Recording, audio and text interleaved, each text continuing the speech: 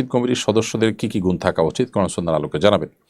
মসজিদের যারা দায়িত্ব পালন করবেন, মসজিদ যারা আবাদ করবেন, মসজিদের রক্ষণাবেক্ষণ করবেন যে কোনো পর্যায়ে, এই শ্রেণীর মানুষদেরকে 4টি গুণে গুণান্বিত হতে হবে। আল্লাহ সুবহানাহু ওয়া তাআলা কোরআনে কারিমে বলেছেন, ইন্নামা ইয়ামুরু মাসাজিদাল্লাহি মান আমানা বিল্লাহি ওয়াল ইয়াউমিল আখির ওয়া আকামাস সালাহ ওয়া আতাজ যাকাহ ওয়া লাম ইয়াখশা ইল্লাল্লাহ। আল্লাহর ঘর আবাদ করবে সেই মানুষেরা যারা আল্লাহ এবং আখিরাতে বিশ্বাস করে, সালাত কায়েম করে, যাকাত দেয় এবং আল্লাহ ছাড়া কাউকে পরোয়া না করে। এই 4 গুণে বিশিষ্ট মানুষরা আল্লাহর ঘর আবাদ এর জন্য উপযোগী। অতএব যারা মসজিদের সাথে, মসজিদের খেদমত, মসজিদের সেবা, মসজিদের কার্যক্রম পরিচালনার সাথে কোনোভাবে জড়িত, তারা অবশ্যই আল্লাহর প্রতি ঈমান আনবেন পরিপূর্ণভাবে, আখিরাতের প্রতি তাদের দৃঢ় বিশ্বাস থাকবে এবং 5 ওয়াক্ত সালাত তারা আদায় করবেন, যাকাত ফরজ হলে যাকাত আদায় করবেন এবং আল্লাহ ছাড়া আর কাউকে পরোয়া করবেন না, শুধু আল্লাহকে ভয় করে চলবেন, আল্লাহর ভয় অন্তরে লালন করবেন। এই গুণগুলো যদি কারোর মধ্যে থাকে, এই 4টি গুণ থাকে, তাহলে সেক্ষেত্রে ইনশা আল্লাহ বিইذনিল্লাহ তিনি এই আল্লাহর ঘরের যে কোনো মসজিদের খেদমতে তিনি নিয়োজিত হতে পারবেন।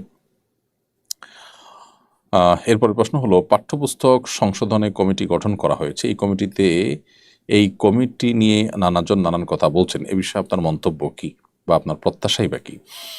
ধন্যবাদ। আমরা দেখেছি ইতিমধ্যে পাঠ্যপুস্তক সংশোধনের জন্য কমিটি গঠন করা হয়েছে, কিন্তু দুঃখজনক একটি বিষয় হলো যে কমিটি গঠনের ক্ষেত্রে আমরা দেখেছি ঘুরে ফিরে সেই যে কজন সদস্যকে আমি চিনি, সবাইকে অবশ্য চিনিও না, আমি যাদেরকে চিনি তারা সবাই চিহ্নিত বাম এবং অনেকটা ইসলাম মুসলমানদের প্রতি বিদ্বেষ লালন করেন, এরকম ব্যক্তিগতভাবে চিনি এরকম কিছু লোকও আছেন সেখানে।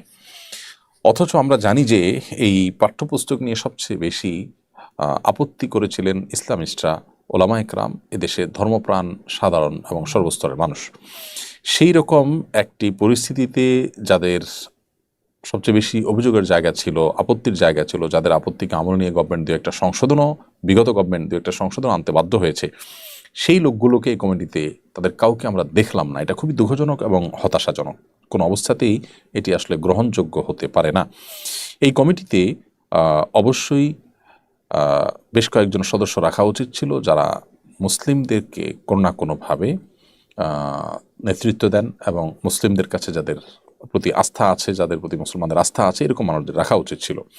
হতে পারে সেটা কোনো বিশ্ববিদ্যালয়ের ইসলামিক স্টাডিজের চেয়ারম্যান অথবা পদাধিকার বলে এরকম কোনো এই জাতীয় কোনো গুরুত্বপূর্ণ ব্যক্তি, দেশের সুনামধন্য ওলামা একরাম, এরকম ব্যক্তিদেরকে এখানে রাখা খুব বেশি প্রয়োজন ছিল বলে আমার মনে হয়।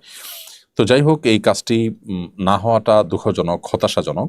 যে কমিটি হয়েছে সেই কমিটিতে এখনও সংশোধন করার সুযোগ বা সেখানে যোগ বিয়োগ করার সুযোগ থেকে থাকলে সেখানে আমি উদাত্ত আহ্বান করব যে ওলামা একরাম এবং সাধারণ মুসলমানদের কাছে আস্থাভাজন বা ইসলামী জ্ঞানের আলোকে সমৃদ্ধ এরকম মানুষদেরকে যেন সেখানে সংযুক্ত করা হয়। সেই সাথে আমার আরেকটি আহ্বান থাকবে যে এই কমিটি যেন গণমানুষের যে চিন্তা ভাবনা সেটা যেন তারা তাদের সিদ্ধান্তের মাধ্যমে সেটার প্রতি যেন শ্রদ্ধা তারা জানান এবং গণমানুষের আকাঙ্ক্ষার প্রতিফলন জনসাধারণ তাদের এই সিদ্ধান্তে, এই কমিটির সিদ্ধান্তে যেন আসে। তারা সংস্কারের নামে যেন দায়সারা সংস্কার না করেন, এদেশের সংখ্যাগরিষ্ঠ মানুষের চিন্তা চেতনা বিশ্বাস পরিপন্থী কোনো কিছু চাপিয়ে দিতে চাইলে আবার মানুষ রাস্তায় নেমে আসবে এবং অস্থিতিশীল পরিবেশ হবে, দেশের জন্য ভালো কিছু দিন শেষে সেটা বয়ে আনবে না।